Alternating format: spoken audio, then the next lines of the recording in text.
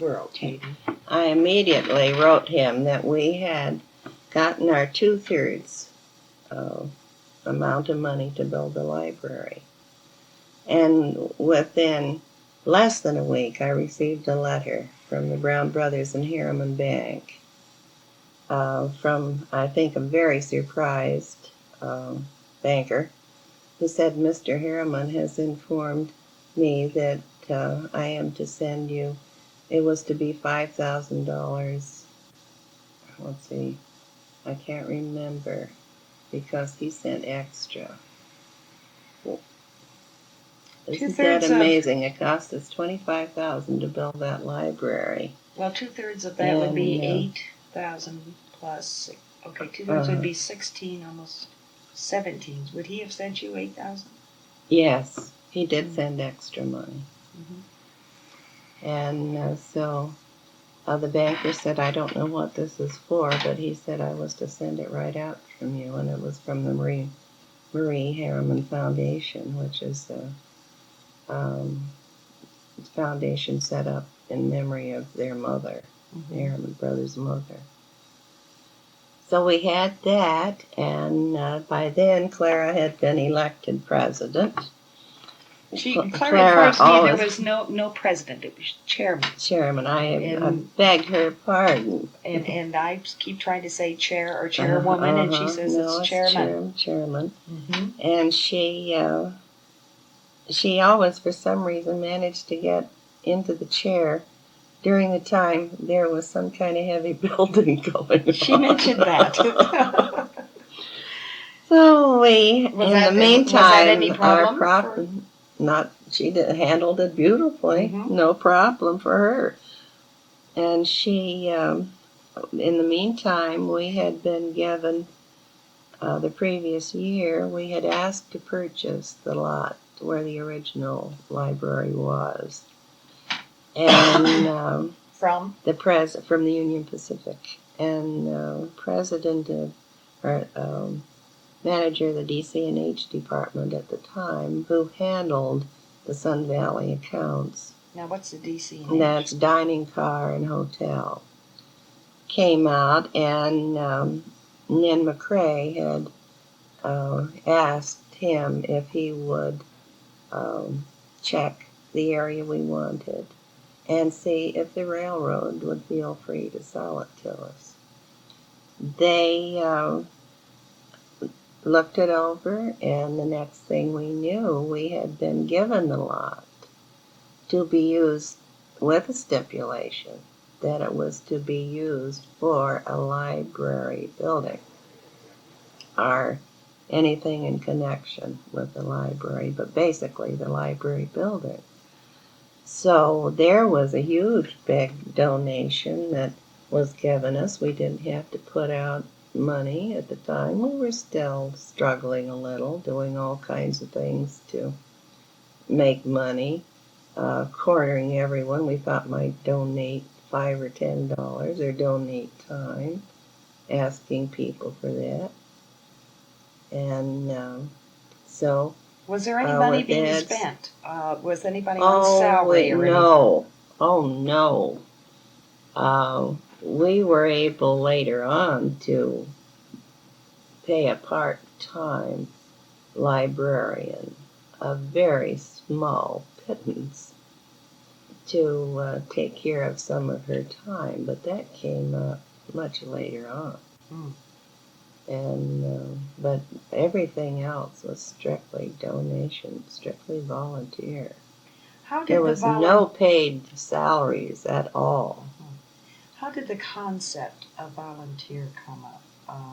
Where a board member, I understand, has to give 2 hours every week to remain a board member. That was from the beginning, wasn't it? You had to volunteer your time in order to be a member of the board. But that wasn't particularly a problem because every member of the board was volunteering much more time than had been requested of them. It was not an easy thing. This was a blood, sweat, and tears kind of undertaking. And we were working against a number of handicaps. One, we didn't know what in the world we were doing to begin with. We were just doing it.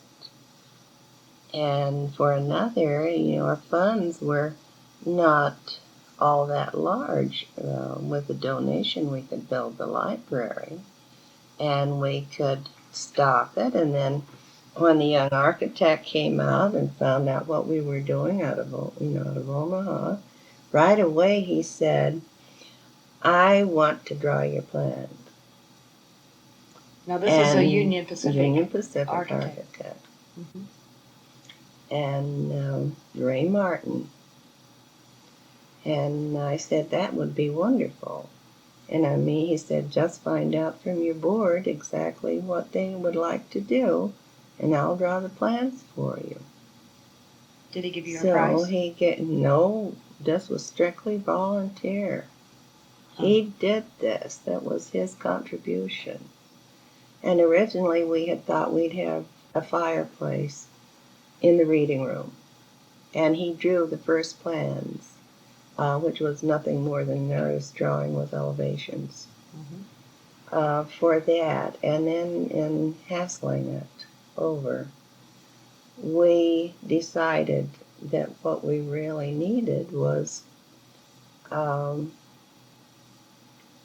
think our big problem was that the fireplace could have presented a fire hazard at the time. And we felt that we couldn't take that chance. So we gave that up, and he redrew the plans, still like an artist's drawing with elevations. And that Ed and his crew said they would help build it. A lot of the men in town volunteered their time. Our eldest son, Hank, and Mitch Alley, who was visiting with us at the time, they had dug the original pit with a ditch digger, bulldozer, whatever that Ed had sent down. Your son and what was the name? A boy by the name of Mitch Alley. How's that spelled? A-L-L-E or A-L-L-I-E. I can't remember that either. Okay. Had gone down because after they got the hole started, all the sides had to be leveled up before they could pour any concrete. And the two boys worked like fools, leveling up those sides, evening them up. How old were they? About 14, 15 years old, about 15 years old. And I thought if Mitch was child prodigy pianist, and if his mother had known that he had come home with blistered hands and exhausted muscles and was too tired even to eat, the two kids just went right to bed.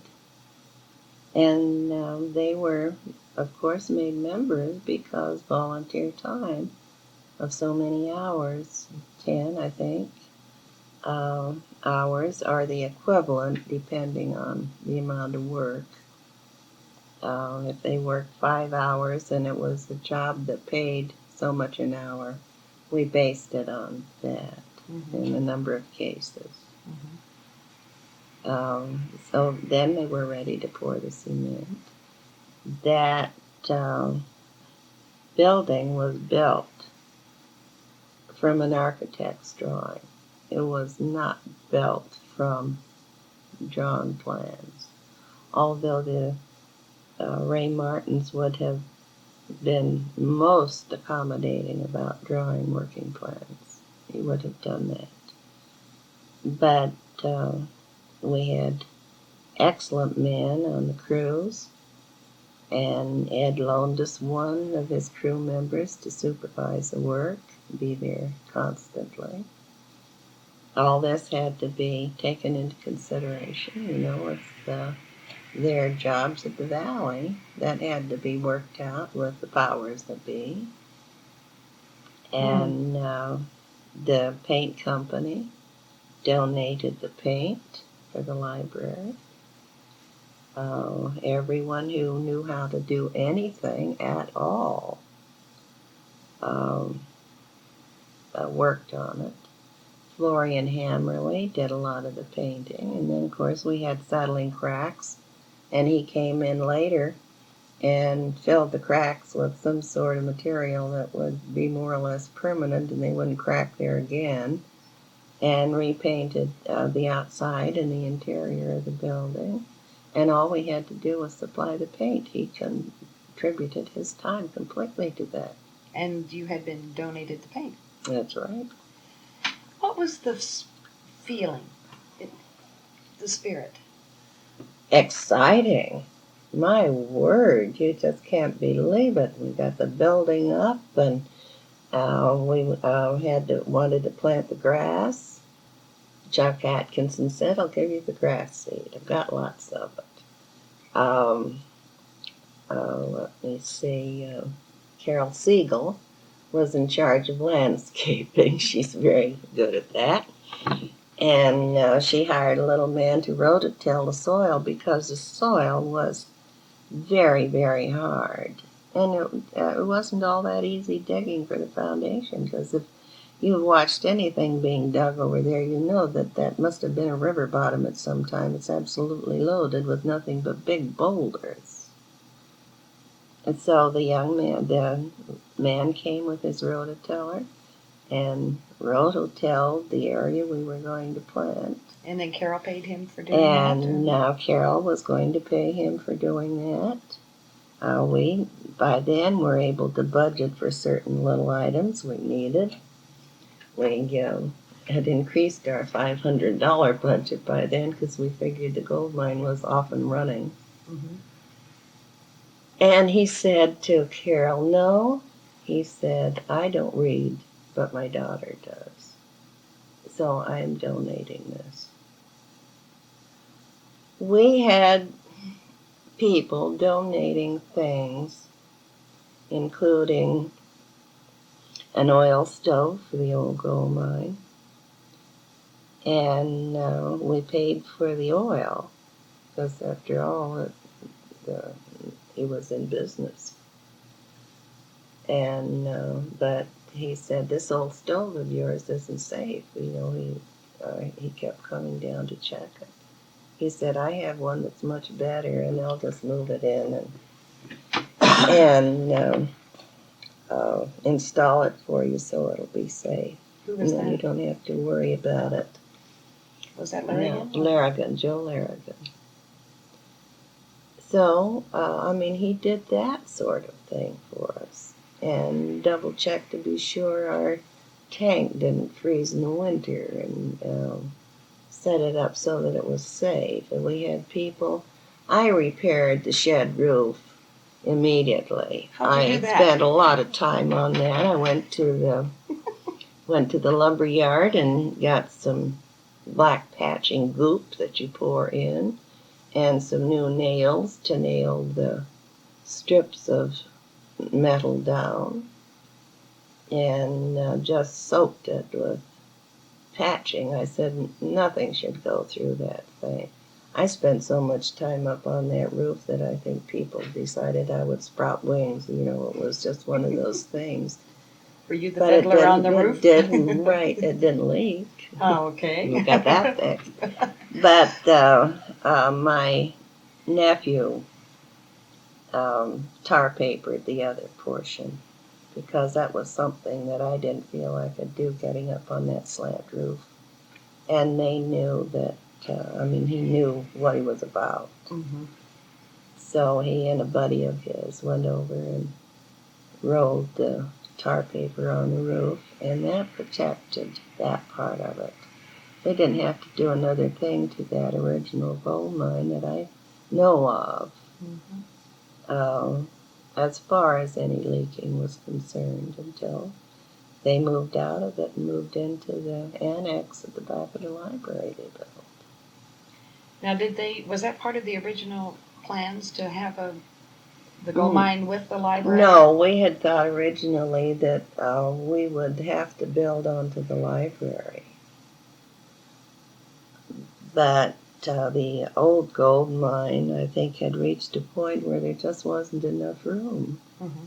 And they needed to put the merchandise into another area. So rather than building onto the library there, they added the extension. And that particular thing was all supervised by Chuck Atkinson. You know, he really just weren't great with that. I wanted to ask you, Elnora, we're backtracking a little bit here, but Jean and Clara and others that I've talked to have pointed out they didn't know all these people. You mentioned all the organizations that were originally involved with the women. Mm-hmm. You knew those people. Yes. And yes. how, this may be off the track a little bit, but how did you happen? You were with Sun Valley. I went up early. You see,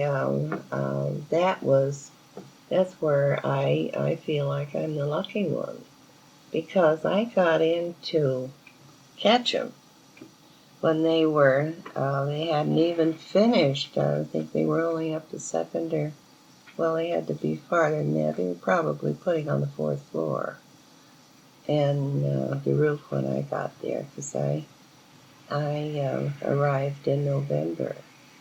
And I lived in Brandt's cabins, Bald Mountain cabins, when I first went up there.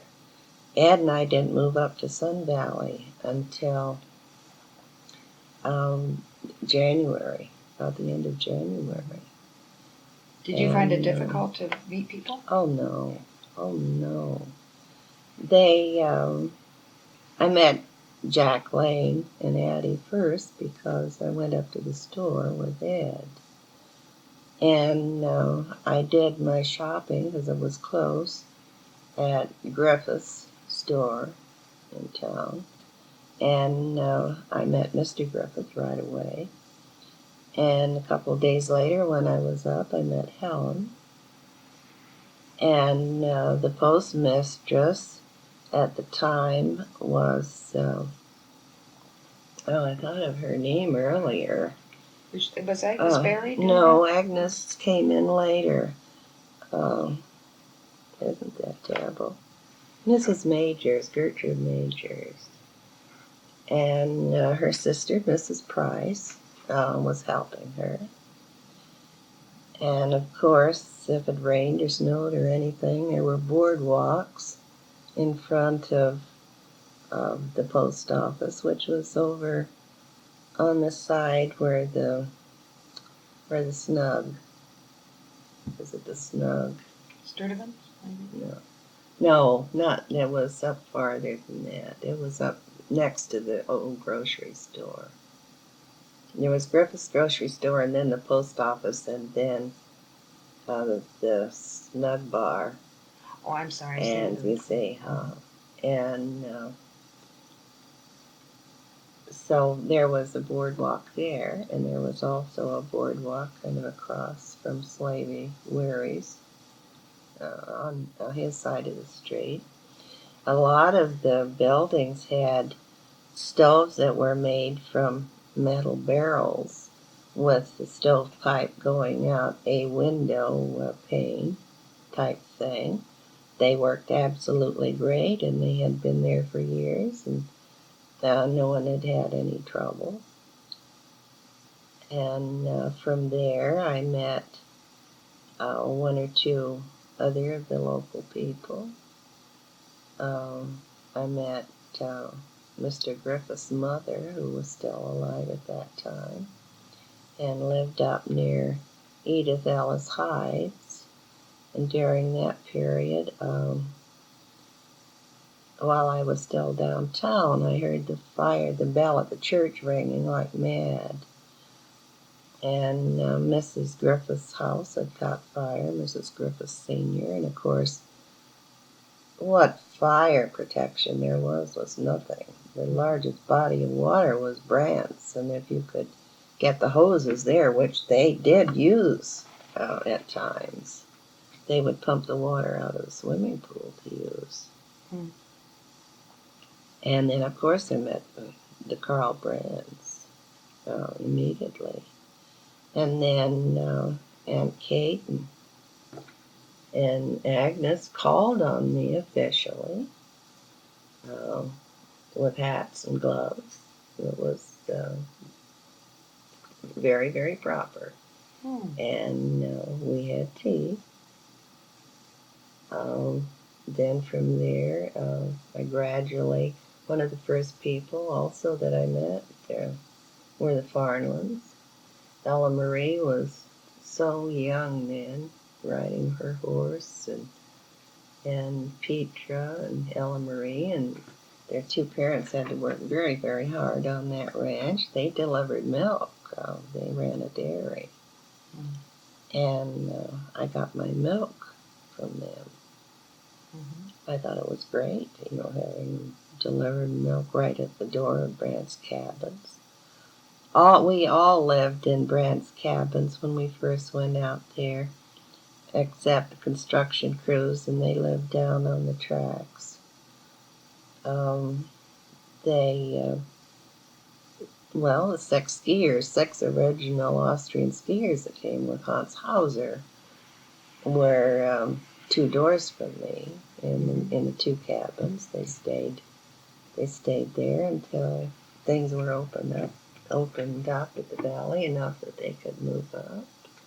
Of course, that was the year we had no snow. We had a little skip for Christmas, and I said, well, at least I'll have a white Christmas, partially. And I even decorated my own little tree there. I've always made up my mind that no matter where I was, I would have a tree. Well, did you find that people were looking you over when they came to meet you, No, I didn't have that feeling at all. Or they were welcoming? They were actually welcoming me to the community. So you fit right into the community. It was no problem at all. They were. You were the first woman. No, Flo Law came before I did. She arrived 2 days even before Ed from New York, and she was living down at Brant's. Okay. Now Flo was. So, we'll just put that on the table. Yeah, that's Florence Riley Ryder, and she married Raleigh Law later.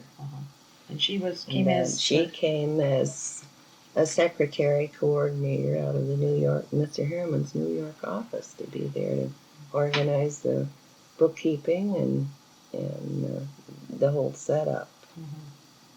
So you were the second woman to So I was the second woman as far as the valley was concerned to arrive. Well, that's a special honor, I think. Well, and if I think about it, I guess it is. But it was an excellent experience. And everyone, they couldn't have been nicer. Just couldn't have been nicer. They had the feeling that, they weren't sure about this newfangled ski resort in their midst.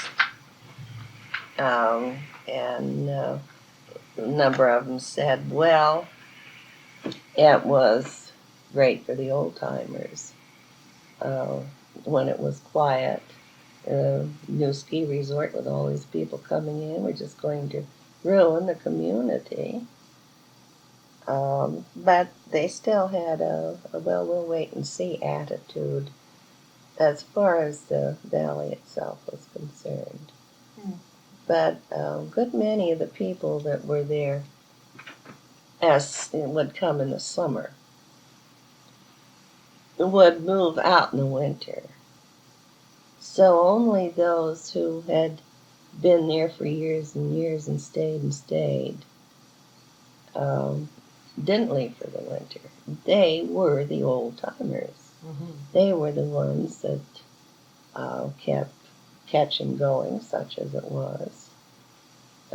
the um, Griffiths stayed because they had the store. The Farnless stayed, they had the farm. Anyone that had been there a long time associated with the community for so many years. The Price stayed, the Park stayed. Um, Venables? the Venables stayed. Sangers? Uh-huh. Sangers there? They were there. Now Lanes See, didn't they stay. didn't leave. Up until the valley opened, you see, Pete and Jean, the children, were off to school. And there was not much of a high school to speak of in Ketchum. And so few of them that most of them went away as high school. Mhm. There weren't that many young people that they couldn't be sent to high school somewhere else. And Did many of these people then become supportive of the library, like the Agnes and Kate? all of them did. Were they on the board or? No, they never felt they could be on the board.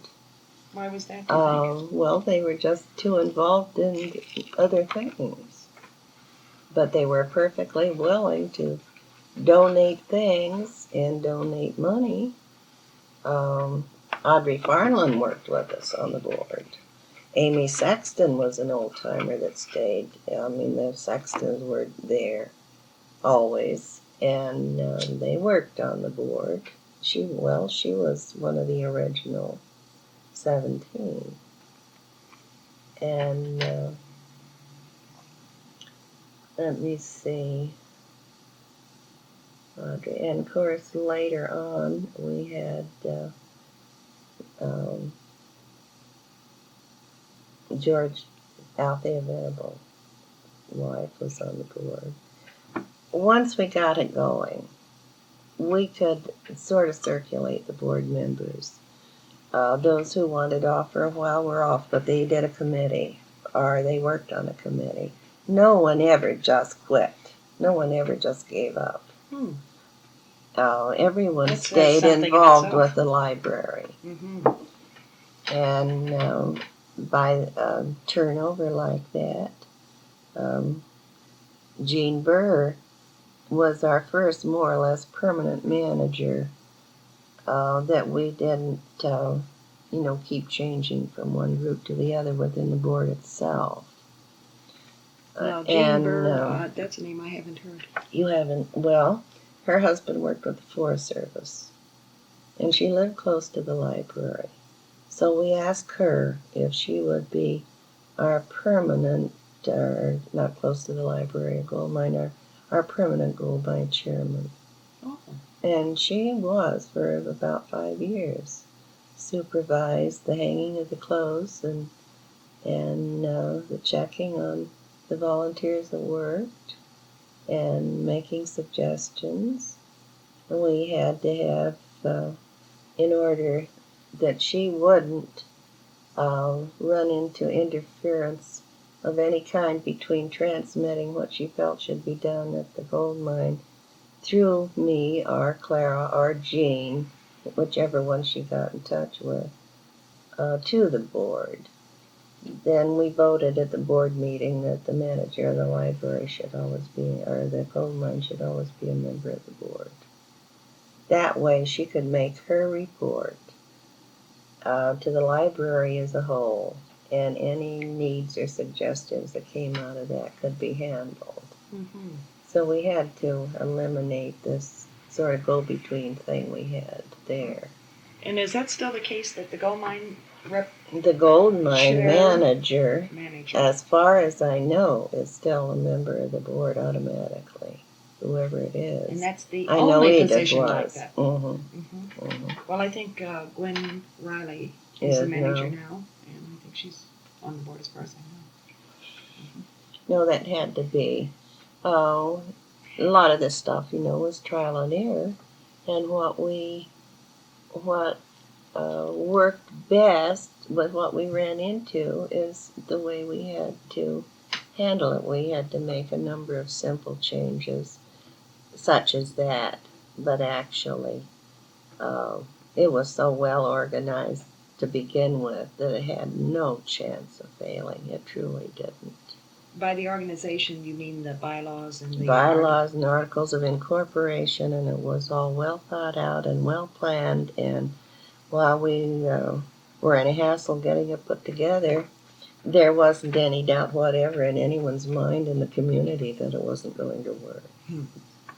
And then once they saw that it was going, then everyone wanted to get into the act. You know, it was just exciting. It was exciting. And everybody likes success, someone told me not too long ago. Is that correct? I think so. The only thing after the original remarks that we heard early that they came up with when we were building the library was, well, do you know they're not even going to have a children's section in that library? Well, that was the first thing we planned. There was no problem at all about adults. So the first important plan in organizing and setting up the library was the children's section. So that